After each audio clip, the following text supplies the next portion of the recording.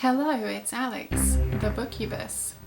I'm back with another review from the Vampire Vault, where I talk about vintage vampire books from the 1970s, 80s and 90s, and today I'm going to be talking about Liquid Diet by William Tedford.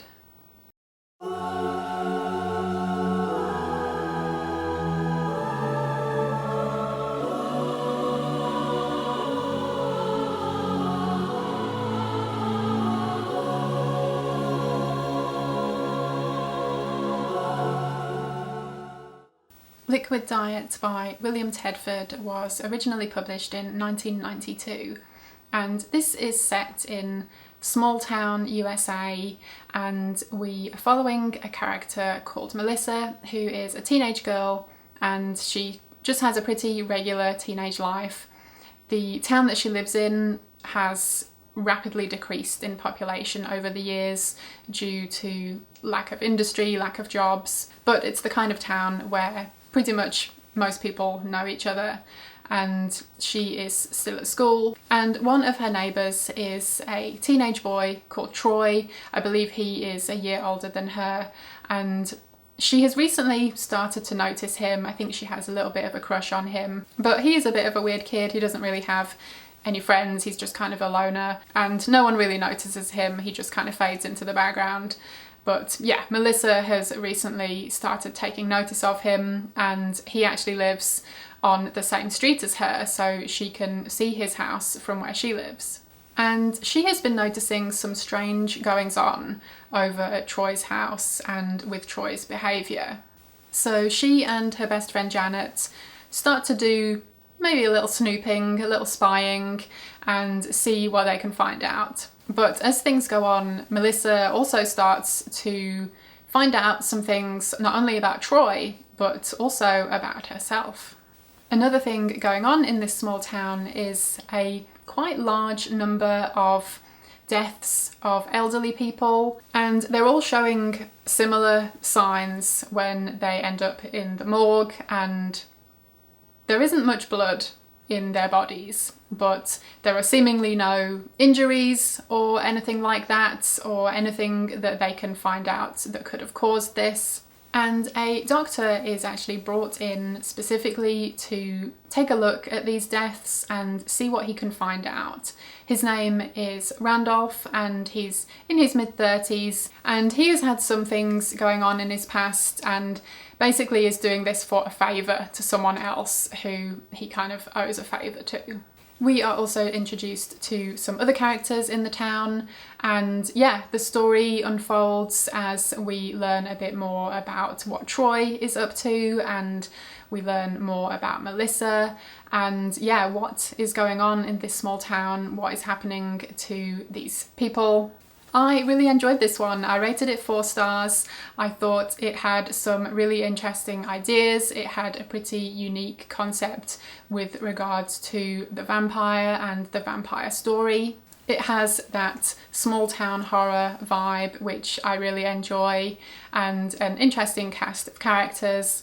And yeah, the story went in a pretty interesting direction. One of the things that was quite unique about this one is that it does have some sexual content, but it's not like graphic depictions of like the physical act of sex or anything like that, but it's more about like orgasmic ecstasy and the feeling that some of the people in this town are experiencing at night. So we find out that there is a vampire, and the way that they feed is they have a kind of two-way system in their needle-like teeth. So when they bite into someone's neck, they actually secrete a substance which gives that person like this amazing sexual pleasure. So while this person is in the throes of ecstasy, the vampire can feed on their blood. Not only that, but the more visits the vampire makes to a certain person, the more of a connection that they actually build, and the vampire can kind of feed into this person's thoughts and dreams and can have a hold over them. And for example, if the vampire is unable to go into their home for whatever reason to feed on them, he can draw them out of their home to come meet him somewhere.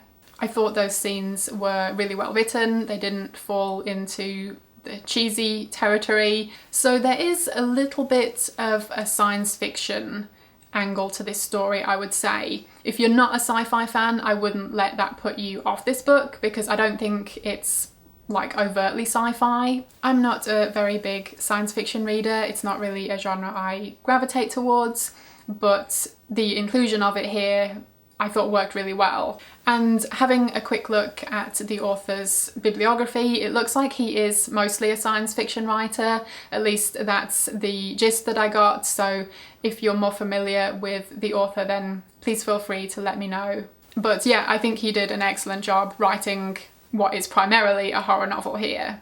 So to touch on a couple of minor issues that I had with this one, there is quite a lot of fat related comments. Any of the characters with larger bodies are constantly referred to as such. It just felt a bit much, and I just don't think there was a need for it. There was a little bit of pacing issues.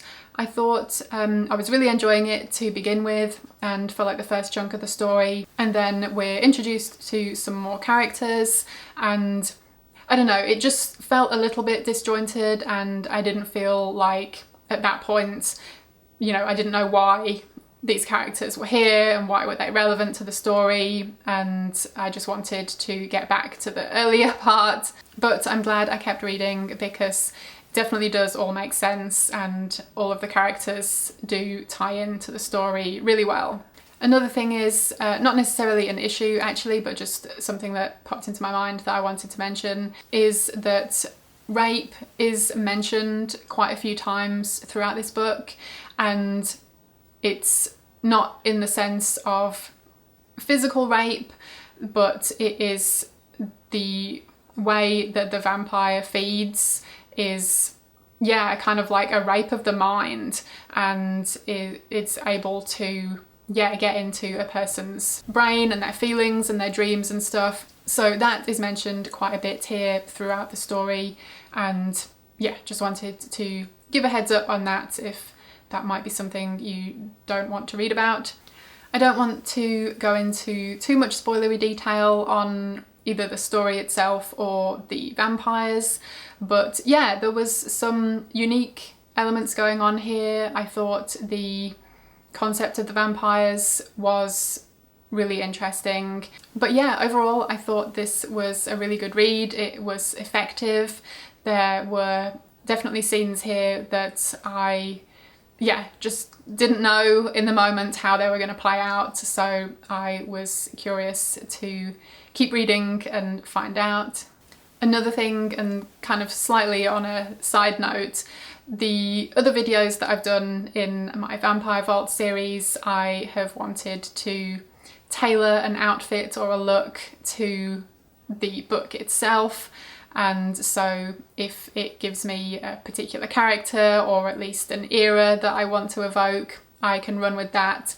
But this one, even though it was published in 1992, it didn't necessarily give me like a 90s vibe or anything, and you know, I'm always down for the 90s, but in this instance it wasn't a bad thing that it didn't have that era that it was tied to. It actually had quite a timeless quality to it, and as much as I like things that do feel very of their time, this one worked really well in the fact that it didn't. Another thing was, I thought this book would make a really great film adaptation, especially as the story unfolds and we get towards the end. I could really visualize a lot of these scenes playing out, and I think it would, yeah, if anyone were to make this into a film, I would absolutely watch it. So yeah, I really enjoyed this one. I rated it 4 stars. I thought it had enough unique and interesting things going on to set it apart from other vampire novels, or at least ones that I have read.